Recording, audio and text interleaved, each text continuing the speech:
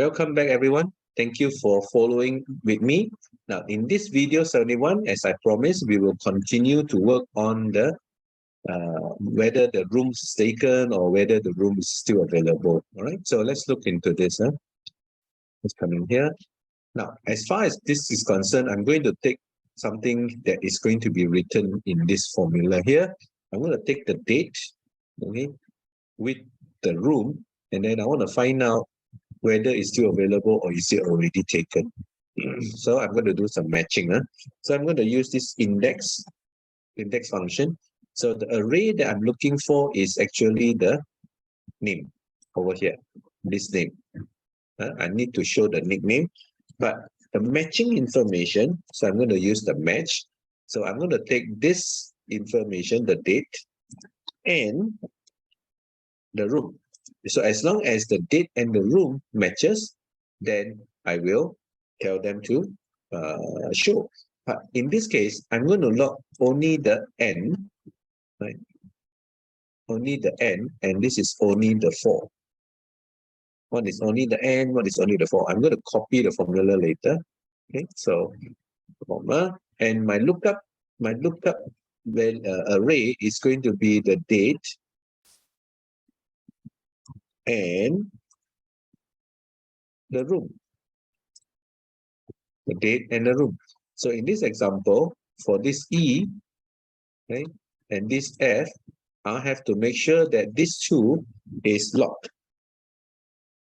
It's locked. Then I want them to do an exact match.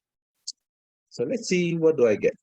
I'll get NA. There's no 1st of March. So there's a lot of 2nd of March. So let me just pull this one over. They are all NA. You see, there are some room, there are some 0. So there must be some error in running this side. So yeah, my first information here, it wasn't locked. This one, I should lock it. Sorry about that, I forgot to lock that.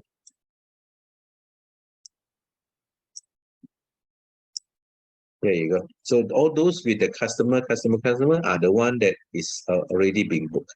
Now, how can I get rid of all this NA? Now, I'm not going to get rid of NA. The NA means it's still available. So what I'm going to do is I'm going to tell them, okay, if error, if this particular item is an error, that means it's available. Okay, that means the room is available. There you go. It's available. Put it down. There you go. So we have a lot of rooms still available. And what I'm going to do in the next video is I'm going to make all the available lighter gray so that it's not so outstanding. But I will make those that is booked a little bit more outstanding. Okay, so let's see what happens if I add a few more records. Now, it will not add in for me. So what I'm going to do is I'm going to go to insert this one into a table. So it detected this and it says that my data has a header. So, okay, there you go. I'm going to change the color back to none. Now, this is what I'm going to do. I'm going to take all the way to 20. I'm going to just add on.